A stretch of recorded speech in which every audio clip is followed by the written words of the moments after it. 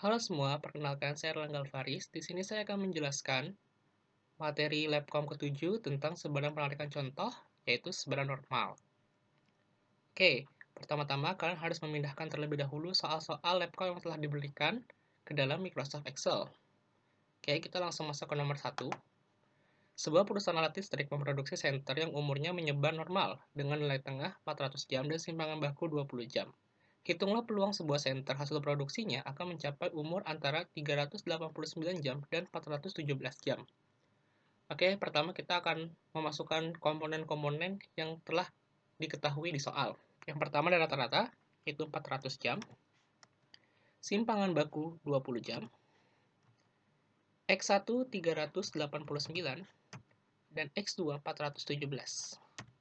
Selanjutnya kita akan mencari peluang X1 dan peluang X2. Caranya sama dengan nomdis nilai X. Karena ini mencari peluang X1, kita masukkan X1, koma atau titik koma menyesuaikan laptopnya, rata-rata, koma standar deviasi, koma kumulatifnya di sini bisa true atau false. Di sini kita memilih true karena kita akan mencari kumulatif distribusi functionnya. Enter. Oke, didapatkan peluang X1 sebesar 0,29116. Untuk peluang X2 sama caranya, nomdis, X, rata-rata, standar deviasi, kumulatifnya true. Enter. Untuk mencari peluang antara 389 jam dan 417 jam, kita harus mengurangkan peluang X2 dikurang peluang X1 sama dengan peluang X2 dikurang peluang X1. Jadi hasil peluang di antara 389 jam dan 417 jam sebesar 0,15118. Oke, untuk soalan nomor 2 caranya sama. Kita langsung memasuki soalan nomor 3 saja. Di sini ada nilai kuis pertama mata kuliah metode statistika dari mahasiswa FPIK 56 memiliki rata-rata 70 dengan simpangan baku 20. Apabila nilai X adalah suatu nilai kuis yang diambil secara acak, hitunglah peluang terambilnya X yang terletak kurang dari 5% dari sebaran normal. Jadi di sini kita diminta mencari nilai X-nya ketika diketahui besar peluangnya. Di sini peluangnya 5%. Oke, kita langsung masuk ke pengerjaannya. Rata-ratanya 70. Simpangan bakunya 20. Untuk peluangnya 5%. Jadi 5 dibagi 100 karena 5% jadi 0,05. Untuk mencari X-nya, rumusnya sama dengan norm inf. Kenapa kita menggunakan norm inf? Ini adalah fungsi inverse, jadi akan mengembalikan nilai distribusi peluang sebaran normal dan nilai X-nya. Di sini ada probability, titik koma atau koma mean, koma standar deviasi. Jadi pertama masukkan dulu peluangnya sebesar 0,05, koma atau titik koma menyesuaikan laptopnya, rata-rata, koma standar deviasi. Lalu di enter. Jadi untuk nilai X yang terletak kurang dari 5% dari sebaran normal sebesar 37,1029. Lanjut ke soal nomor 4. Diketahui data pengambilan suhu permukaan air laut di Teluk Labuan Ratu sebagai berikut. Hitunglah standar Z, probabilitas, fungsi kepekatan, dan cara menggambarkan grafik sebaran normal data di atas. Pertama, kita lihat dulu rata-ratanya. Sama dengan average. Blok data suhunya. Pastikan kalian sudah menginput data suhunya seperti ini. Untuk standar deviasinya sama dengan stdef. Blok lagi data suhunya. Oke, untuk standar Z atau nilai Z-nya sama dengan X dikurang rata-rata dibagi simpangan baku. Oke, jadi kita masukkan X-nya dikurang rata-ratanya.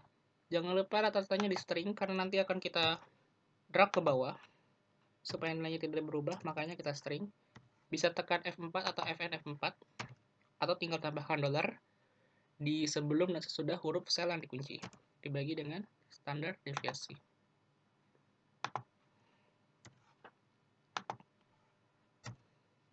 Enter. Lalu tinggal drag ke bawah. Selanjutnya untuk probabilitasnya sama dengan nomdis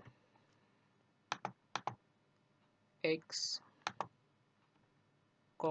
rata-rata, jangan lupa di string, simpangan baku, jangan lupa di string juga,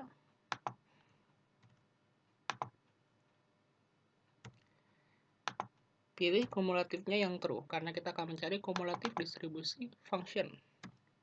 Enter, lalu drag ke bawah. Untuk fungsi kepekatan sama dengan nomdis X,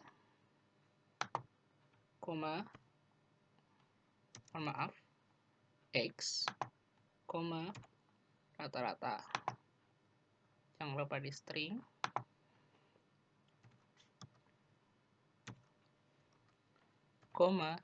standar deviasinya,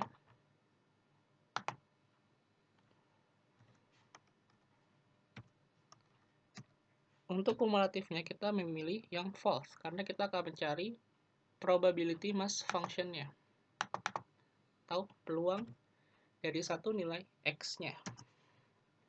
Lalu di drag ke bawah. Oke, untuk tabel-tabel ini sudah dilengkapi, ada data suhu, standar Z, probabilitas, fungsi kepekatan. Selanjutnya kita akan membuat grafik. Di sini contoh grafiknya seperti ini. Namanya kurva distribusi normal. Untuk sumbu X-nya itu standar Z, sumbu Y-nya itu fungsi kepekatan. Nanti bentuknya akan seperti lonceng. Cara membuatnya, kita ke insert. Lalu kita pilih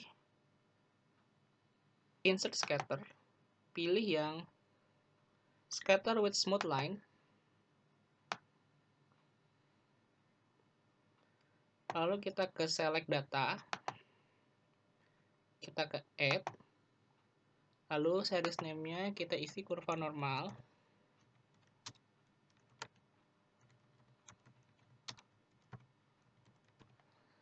untuk X value-nya itu kita blok delay setnya,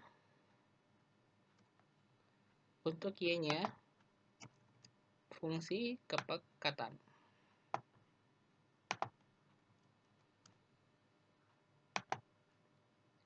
Tinggal di oke. Jadi ini untuk kurva distribusi normalnya. Bagian tengahnya ini bisa tinggal dihapus saja. Lalu tinggal tambahkan axis title. Tadi ini standar Z.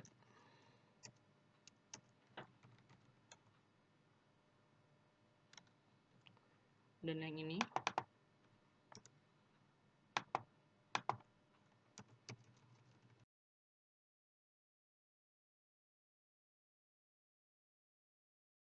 selanjutnya kita akan membahas nomor 5. Seorang pemilik usaha budidaya ikan ingin mengetahui pengaruh pemberian pakan buatan pada ikan lele. Pengambilan contoh ikan lele dilakukan saat hari pertama dan pengambilan contoh lagi setelah 2 minggu. Berikut merupakan data ikan yang diambil sebelum dan sesudah pemberian pakan buatan. Datanya ada di samping. Lakukan perhitungan kedua variabel di atas menggunakan data analisis t-test pair to sample means dan berikan simpulan apakah jumlah ikan di dalam tambak bertambah atau berkurang.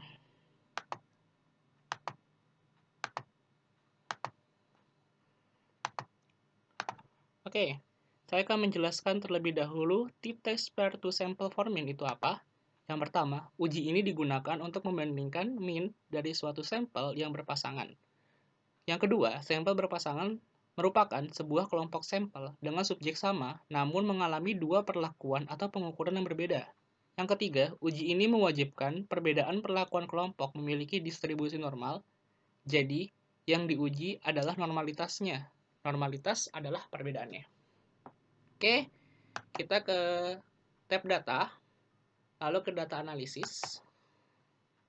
Jadi pastikan data analisis kalian masih terinstall ya. Lalu kita cari yang t-test pair to sample for min. Untuk variabel 1 range, itu kita blok data yang sebelum. Untuk variabel 2, itu kita blok data yang sesudah. Lanjut, untuk output range-nya, itu kita bisa pilih sel bebas, asalkan tidak sama dengan sel variabel 1 dan variabel 2. Lalu tinggal klik OK. Nanti akan muncul hasilnya. Di sini mean variabel 1 berjumlah 18, mean variabel 2 14,4. Yang kita perlukan adalah t-stat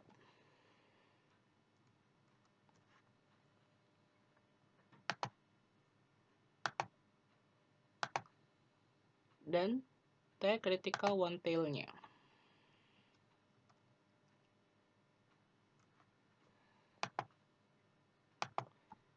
Oke, bagaimana cara menyimpulkan data ini? Jika t-stat lebih besar dari t-crit, jadi t-statnya lebih besar daripada t-crit, di sini kan t-statnya 3,4 dan t-critnya 1,85, maka simpulannya, jika t-stat lebih besar daripada t-crit, maka ikan yang ada di kolam berkurang. Jadi kan tadi ditanya simpulannya apakah jumlah ikan di dalam tambak bertambah atau berkurang. Jadi jumlah ikan lele yang ada di tambak setelah pemberian pakan buatan mengakibatkan jumlahnya berkurang. Oke, untuk nomor 5 penjelasannya sekian. Oke, dari saya cukup sekian. Kurang lebihnya mohon maaf. Wassalamualaikum warahmatullahi wabarakatuh.